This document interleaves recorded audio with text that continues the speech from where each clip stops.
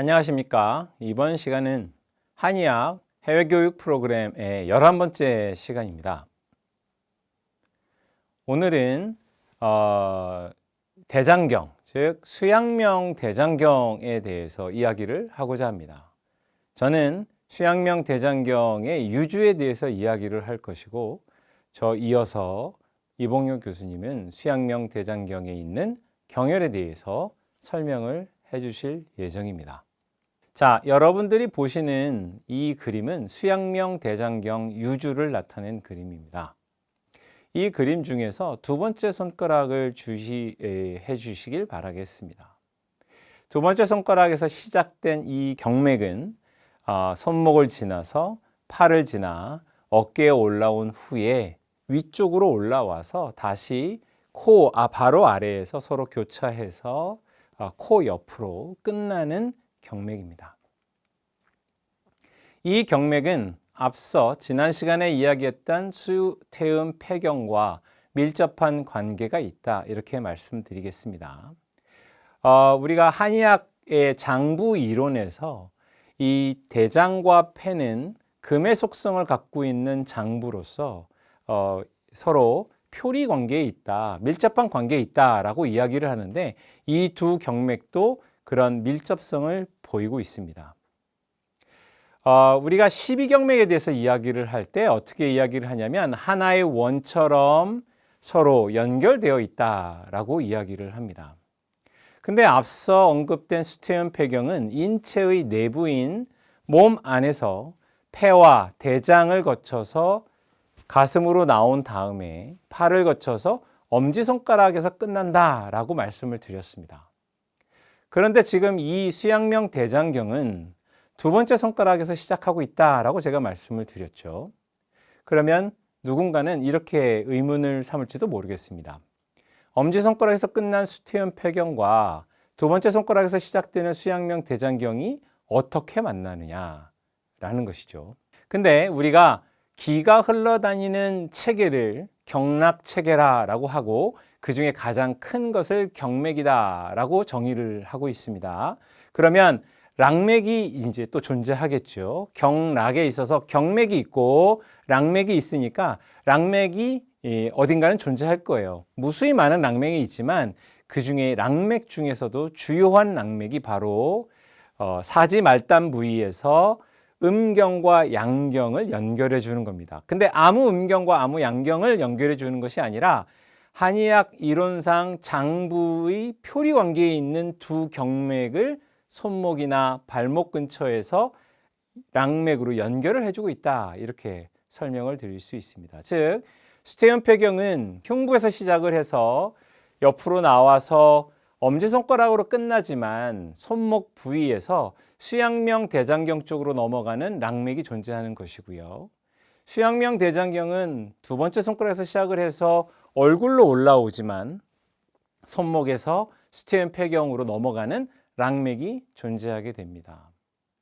각 경맥마다 하나씩 있기 때문에 12개의 락맥, 아까도 말씀드렸지만 락맥은 전신에 무수히 많지만 그 중에서도 가장 대표적인 락맥으로 각 경맥의 손목이나 발목에 있는 락맥을 우리가 주시하게 됩니다. 그렇게 함으로써 장부가 폐와 대장이 내부에서 연결이 되어 있지만 또 한편으로는 손목에서 수태음 폐경과 수양명 대장경이 연결되어 있다, 이렇게 이야기가 된다는 거죠. 이후에 족양명 위경과 족태음 비경의 비위도 발목 주위에서 연결이 되어 있고요.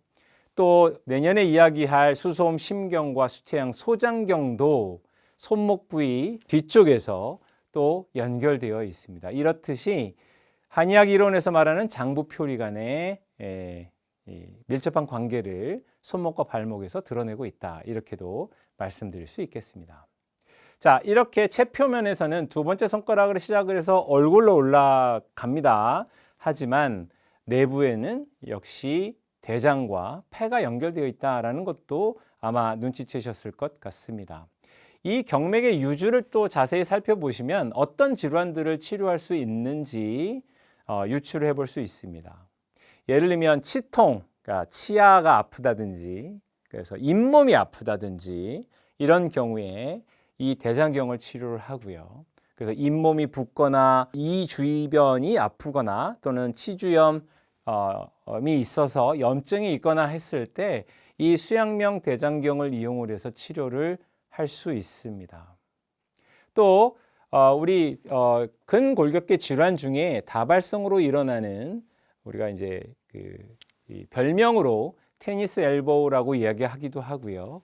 이 주관절 바깥쪽에 극심한 통증으로 인해서 팔을 잘 못 쓰거나 또는 제대로 뻗지 못하는 경우들이 있는데요.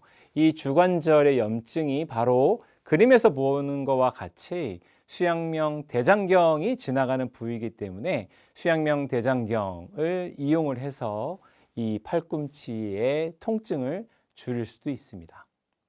또한 지금 이 경맥의 유주를 보면 코 옆으로 지나가고 있습니다. 코 바로 옆에서 끝나죠. 얼굴에서 끝난다는 말씀입니다.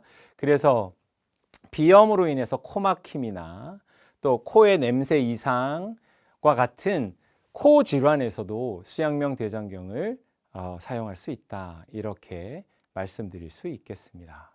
그리고 이 코뿐만이 아니라 이 수양명 대장경은 이제 다음에 이야기할 족양명 위경과 더불어서 얼굴에 분포되어 있습니다. 특히 얼굴의 정면에 많이 분포되어 있습니다. 그래서 얼굴 질환에 광범위하게 이 수양명 대장경을 사용할 수 있다. 이렇게 말씀드리겠는데요. 뒤에 이야기할 족양명 위경과 함께 이 얼굴의 질환, 예를 들면 구안화사라든지 또는 얼굴의 경련이라든지 또 이 눈과 특히 눈 질환이라든지 이런 경우에 물론 다른 경맥도 같이 사용을 합니다만 이 수양명 대장경을 이용을 합니다. 특히 이 수양명 대장경에 있는 합곡이라는 혈자리가 있습니다. 이 합곡이라는 혈자리는 얼굴 질환을 치료하는데 가장 많이 쓰이는 그런 경혈이기도 합니다. 또 이 경맥이 이제 얼굴 부위를 지나면서 이 상악골 쪽으로, 즉 위의 잇몸 위로, 그러니까 위의 잇몸으로 지나간다 이렇게 되어 있고요. 얘는 측면이기 때문에 이렇게 보이지만 인중 부위에서 왼쪽에서 올라온 경맥은 오른쪽 코끝에서 끝나고 또 이 오른쪽에서 시작돼서 올라온 경맥은 인중을 지나서 왼쪽 코끝에서 끝나게 되어서 인중에서 교차를 하게 됩니다. 그래서 인중 부위가 통증이 있는 사람들도 있으니까 인중 부위 통증을 호소하는 환자들도 있습니다. 이제 그런 경우도 쓸 수 있고요. 또한 이게 채표면으로는 위의 잇몸 쪽으로 지나지만 실제로 이 수양명 대장경은 아래 잇몸에 훨씬 더 효과적입니다. 이 아래 잇몸이 효과적이라서 아까 치통이나 치주염이나 이런 잇몸의 통증들 중에서도 아래 잇몸 통증에 수양명 대장경이 많이 쓰인다. 이렇게 말씀드려야 되겠습니다. 뒤에 이야기할 족양명 위경은 수양명 대장경과 좀 다릅니다. 그래서 족양명 위경은 얼굴 근처로 해서 목으로 해서 밑으로 내려갑니다만 흉부를 통해서 밑으로 내려갑니다만 이 족양명 위경은 위의 잇몸 통증 또 위의 잇몸의 치주염 뭐 이런 질환들을 치료하고 있어서 수양명 대장경과 족양명 위경을 치과하고 관련된 통증이나 또는 염증을 치료하는데 효과적으로 쓸 수 있습니다. 족양명 위경에서 또 한번 이야기하겠습니다. 자, 그래서 우리가 이제 수태연 폐경에서 봤듯이 이 경맥은 기본적으로 대장에 직접적인 관련이 있는 그런 경맥이다라고 말씀드릴 수 있겠습니다. 그렇기 때문에 명칭이 수양명 대장경이다라고 하는 것이고요. 또 한의학에서 이 수양명, 그러니까 대장은 폐하고 관련이 있기 때문에 또한 폐하고도 연결되어 있다 이렇게 말씀드려야 하겠습니다. 자, 그래서 주차가 생긴다라는 거죠. 수태연 폐경은 폐가 중심이 되고 대장이랑 연락을 하고 있는 것이고 이 수양명 대장경은 대장이 중심이 되고 폐에 연락을 하고 있는 구조로 되어 있다. 이렇게 말씀드려야 되겠습니다. 그래서 우리가 이제 체표면에 있는 경혈을 또 체표면에 있는 경혈들을 이은 유주를 따질 때 경혈이 표시되어 있는 유주만이 아니라 장부에 어떻게 연결되어 있는지를 자세히 살피는 것이 사실은 경혈학의 경혈을 이해하고 경맥을 이해하는데 굉장히 중요한 지식들을 여러분들한테 알려주고 있다. 이렇게 강조를 해야 할 것 같습니다. 자, 그래서 이 경맥을 통해서 이제 폐경과 같이 협조해서 폐질환을 치료할 수도 있고요. 거꾸로 이제 폐가 중심이 되는 수태음 폐경이 이제 주가 되겠죠. 폐질환은 수양명 대장경은 대장 질환에 이제 굉장히 중요한 역할을 하고 더불어서 폐경과 연계해서 치료를 하면 이제 효과적이다. 이렇게 얘기를 할 수 있겠습니다. 그래서 예를 들면 이제 치질이라든지 이런 경우에도 수태음 폐경의 경혈과 수양명 대장경의 경혈을 같이 활용하는 예들도 많이 있고요. 또 설사라든지 또 배에서 소리가 난다든지 이런 경우에 장에서 소리가 난다든지 했을 때 이 수양명 대장경을 이용을 하면 많은 도움을 받을 수 있다. 이렇게 말씀드리겠습니다. 자, 이렇게 해서 이제 대략적으로 설명을 드렸는데요. 앞서서 수태음 폐경이 엄지손가락에서 끝나고 수양명 대장경이 두 번째 손가락으로 그러니까 시작하는데 손목에서 연결이 된다라고 했죠. 그 다음에 이제 지금 이 수양명 대장경은 코 옆에서 마무리를 하였습니다. 그 다음에 시작되는 경맥은 족양명 위경인데요. 족양명 위경은 눈동자 아래에서부터 시작을 합니다.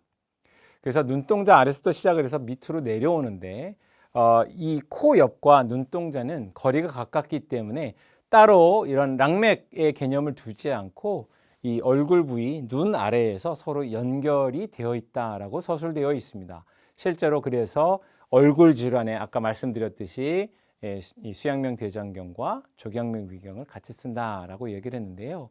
제가 계속 경맥이 추가될 때마다 이 경맥과 경맥 사이에 어떻게 연결되어 있는지에 대해서 조금 강조하면서 이야기를 할 예정입니다. 왜냐하면 이 경맥은 그냥 뚝 떨어진 체계로서 존재하는 것이 아니라 밀접하게 또 하나의 원처럼 또 하나의 관처럼 기의 흐름이 원활하게 진행될 수 있도록 연결이 되어 있다는 사실을 강조하기 위해서입니다. 그래서 여러분들이 이제 침구치료, 침치료, 경혈을 이용한 침치료에 관심이 있다면 이러한 기의 흐름 구조라는 것을 반드시 알아주셨으면 좋겠습니다. 다음 시간에 뵙겠습니다.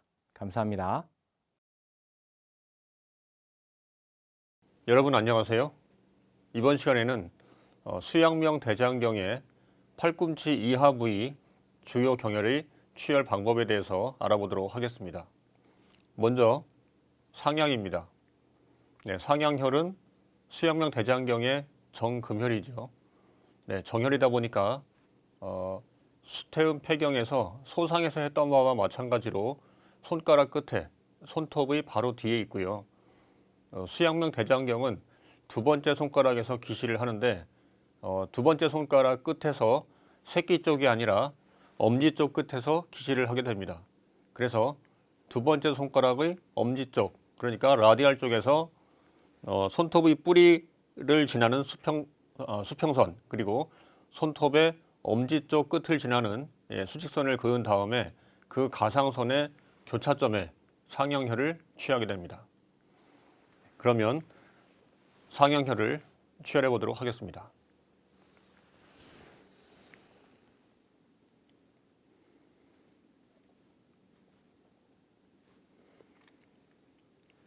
네, 여기가 상형혈의 위치가 되겠습니다.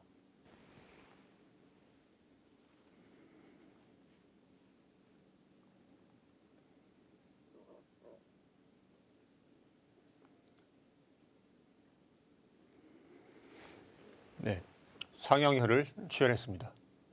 이번에는 수양명 대장경의 두 번째 경혈인 이간혈입니다. 네, 이간혈은 다음에 나오는 삼간과 연이어서 나오는데요. 두 번째 혈이라 이런 뜻에서 이간, 세 번째로 나오는 혈이다. 그래서 삼간 이렇게 이름을 붙였습니다. 네, 이간혈은 상양혈에서 적배육제, 그러니까 뼈와 근육 사이를 타고 손목 쪽으로 이동하다가 두 번째 손가락에 본절이 나오기 직전에 본절이 나오면서 손가락 뼈와 손바닥 뼈가 만나는 관절을 우리가 본절이라고 하는데요. 본절이 나오면서 그대로 직진하지 못하고 뼈가 튀어나와 있기 때문에 올라가게 됩니다. 그럴 때 본절이 나옴과 동시에 뼈가 튀어나오는 것을 느끼자마자 그대로 거기서 멈추고 적배육제, 그러니까 근육과 뼈 사이에 취혈을 하게 됩니다. 상형혈에서 뼈와 근육 사이를 촉지한 상태에서 손목 쪽으로 이동하다가 본절이 나옴과 동시에 뼈가 튀어나오면서 걸리게 됩니다. 자, 그러면 이 위치가 여기가 이간혈이 되겠습니다. 그러면 이간혈을 취혈해 보도록 하겠습니다.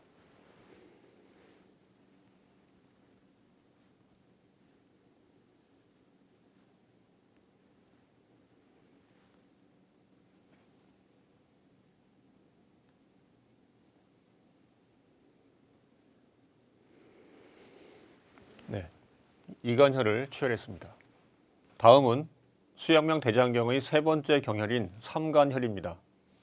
네, 삼간혈도 이간혈과 마찬가지로 세 번째 나오는 경혈이다, 이런 뜻이 있고요.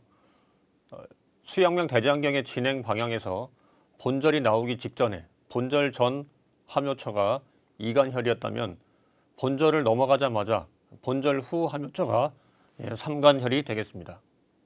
그러면 삼간혈을 취혈해 보도록 하겠습니다.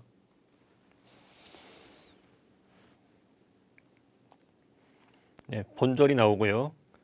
이간에서 본절혈을 넘어서 함요처에서 삼간혈을 취하게 됩니다. 여기가 삼간혈입니다. 그러면 삼간혈을 취혈해 보도록 하겠습니다.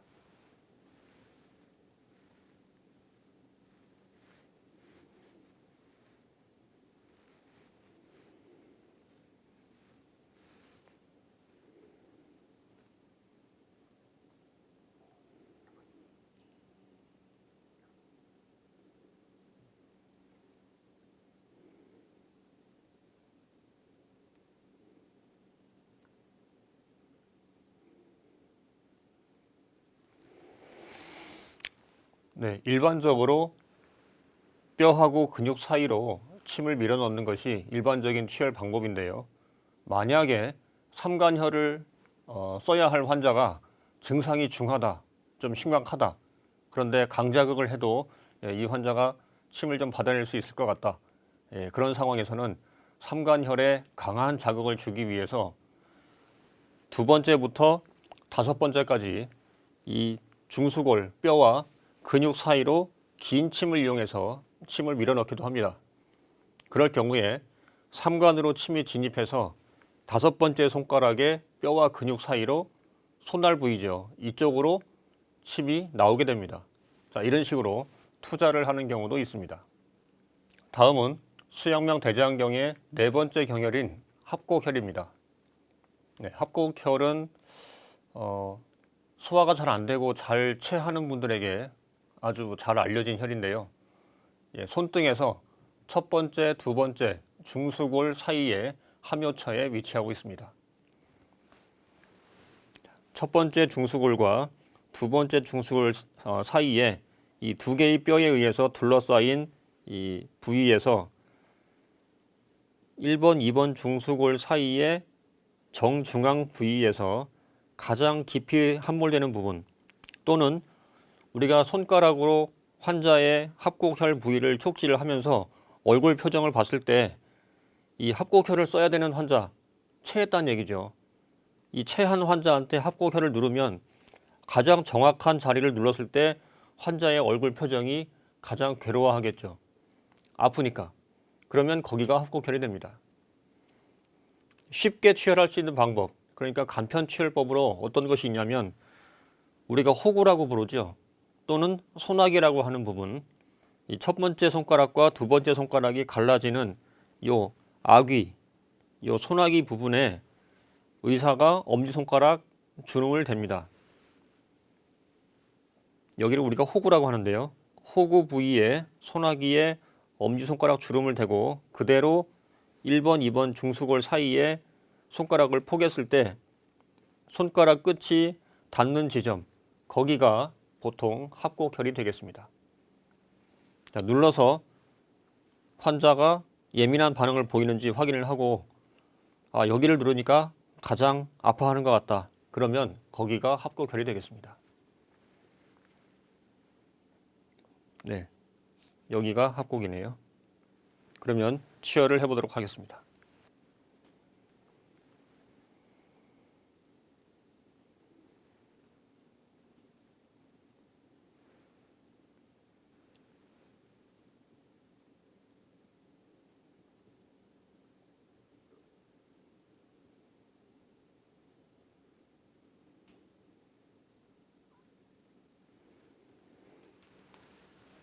합곡혈을 치열했습니다.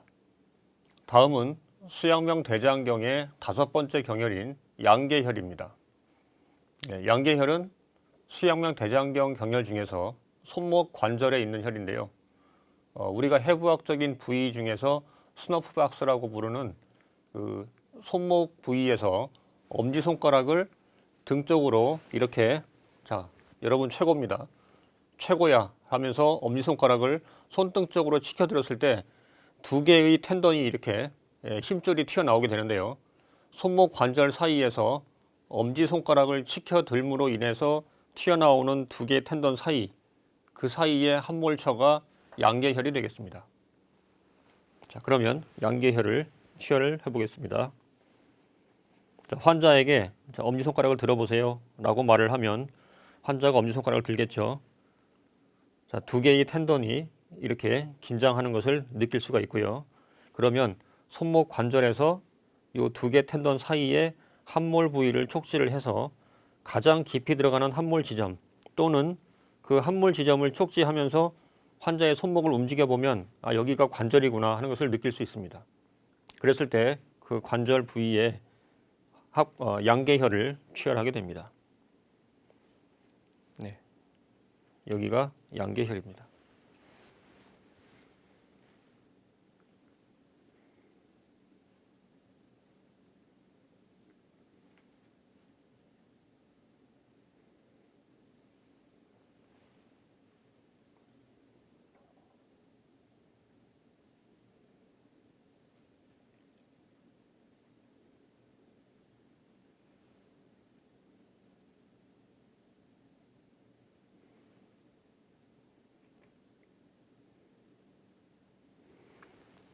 양계혈을 치열했습니다. 그런데 양계혈을 치열할 때 간혹 이 양계혈 부위에 동맥이 뛰는 것을 느껴지는 경우가 간혹 있습니다. 그럴 때는 동맥은 반드시 피해야 됩니다. 이것을 주의해 주시기 바랍니다. 이번에는 수양명 대장경의 6번째 경혈인 편력입니다. 네, 편력은 수양명 대장경의 락혈이지요. 그래서 편력혈에서 락맥이 갈라져서 표리가 되는 반대편의 수태형 폐경 쪽으로 가게 됩니다. 네, 편력혈은 수양명 대장경 노선상에서 손목 위로 팔꿈치 쪽으로 3촌 떨어져 있는 혈인데요. 네, 우리가 아래팔 쪽에서 취혈을 위해서 골도를 잡을 때 손목 관절부터 팔꿈치 관절까지의 골도를 12촌으로 정합니다. 그러면 12촌 골도에서 3촌을 떨어져 있기 때문에 손목부터 팔꿈치까지를 4등분을 한 다음에 손목 쪽 4분의 1 지점이 편력혈이 되겠습니다. 우리가 원전의 영추 경맥편에 보면 이 수양명 대장경이 이 하완 부위를 지나갈 때 어떻게 지나가느냐 하는 것이 묘사되어 있는데요. 내경에서 말한 표현에 의거하면 순비상념, 그러니까 팔의 위쪽 모서리, 위쪽 능선. 자, 여러분 산에 가면 능선 아시죠? 가장 높이 솟아있는 지점을 계속 이은 것이 능선이죠. 네, 팔에서 수양명 대장경이 양경이니까 바깥쪽을 지나갈 거고요. 그 중에 양명이니까 바깥쪽 중에서도 엄지 쪽, 이 라디알 쪽, 요 측을 지나갈 건데 그 지나가는 부위를 능선을 지나간다 이렇게 표현을 했으니까 환자의 팔 자세가 어떻게 되어 있겠습니까? 그렇죠. 이렇게 되어 있겠죠. 엄지가 위쪽, 새끼손가락이 아래쪽을 향하는 이 자세에서 이야기를 하고 있습니다. 그럴 때 수양면 대장경이 지나가는 그 부위를 뭐라고 말을 했냐? 팔의 능선을 지나간다 이렇게 말했습니다. 그러면 지금 치열한 양계혈과 팔꿈치 관절에 있는 주관절에 있는 이 곡지혈을 이었을 때 이 선, 요 팔의 능선, 이 선이 수양명 대장경의 주행 노선이 되겠습니다. 이 선상에서 제가 뭐라고 했죠? 4등분을 해가지고 어느 쪽? 손목 쪽 4분의 1 지점. 뼈와 근육 사이인데요. 여기를 치열을 하다 보면 어떤 생각이 드냐면 이거 혹시 침을 놓다가 뼈에 막혀가지고 침이 안 들어가지 않을까? 네, 그럴 수도 있습니다. 자침할 때 방향을 어느 방향으로 하느냐에 따라서 침 끝이 바로 뼈를 건드릴 수도 있죠. 그러면 뼈를 뚫고 침이 들어갈 수 없기 때문에 그 방향으로 자침을 하면 침이 얼마 들어가지 못하고 그냥 멈추게 되고요. 긴 침으로 그렇게 자침을 했을 경우에 침이 쓰러질 수도 있겠죠. 그래서 뼈를 피해서 자침하는 것이 일반적인 방법인데요. 그러면 안쪽으로 피해야 할 것이냐, 바깥쪽으로 피해야 할 것이냐? 여러분, 수양명 대장경은 양경입니다. 안쪽이 아니라 바깥쪽으로 피하는 것이 바람직한 방법입니다. 여기가 편력이 되겠죠. 뼈와 근육 사이에 치열을 하게 됩니다.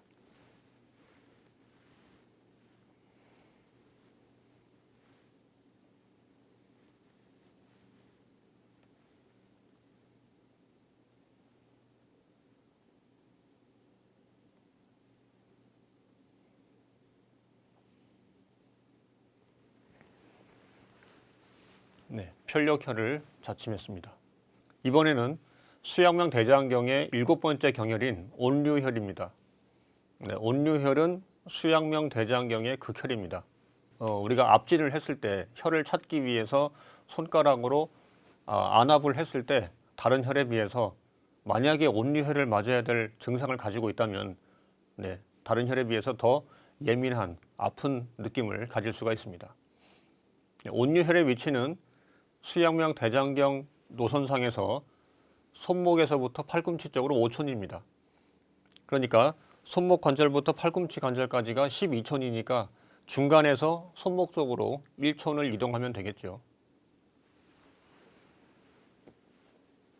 양계와 곡지를 이은 수양명 대장경 유주 노선에서 중간 지점에서 손목 쪽으로 1촌을 이동하면 여기가 온유혈이 되겠습니다.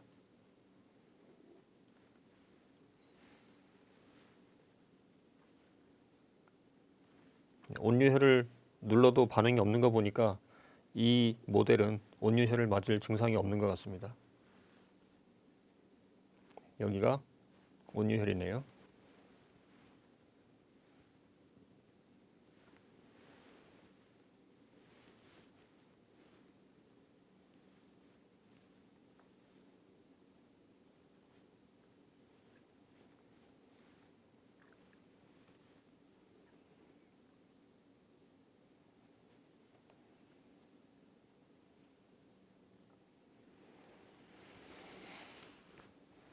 온유혈을 자침했습니다. 이번에는 수양명 대장경의 11번째 경혈인 곡지혈입니다. 곡지혈은 수양명 대장경의 합혈, 그리고 양경이니까 토가 되겠죠. 합토혈이고요.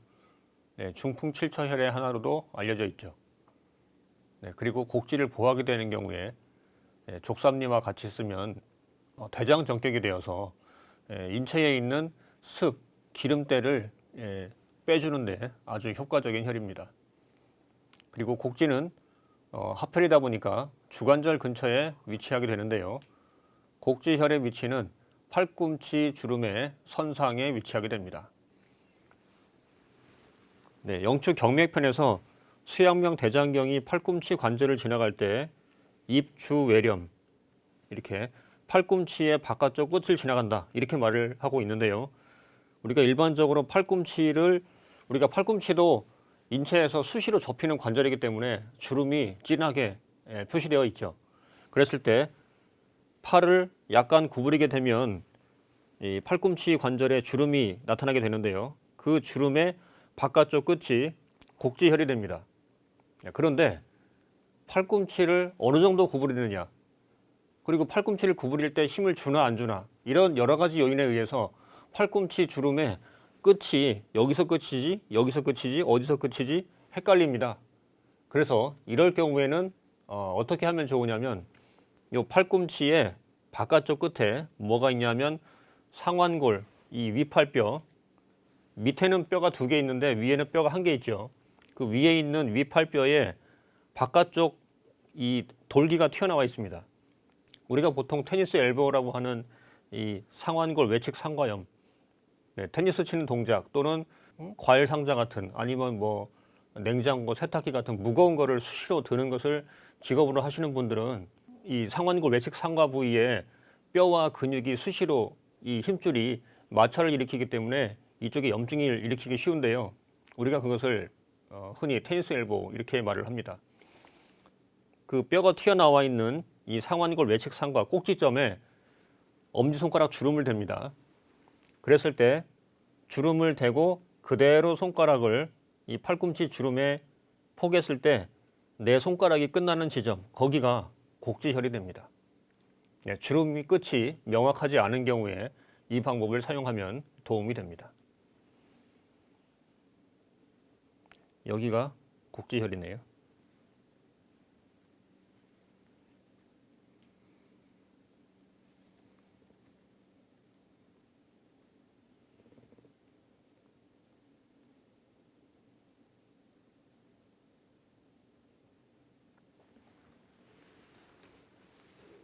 곡지혈을 취혈했습니다. 지금까지 수양명 대장경의 팔꿈치 이하 부위의 주요 경혈에 대한 취혈 방법을 알아보았습니다. 경청해 주셔서 감사합니다.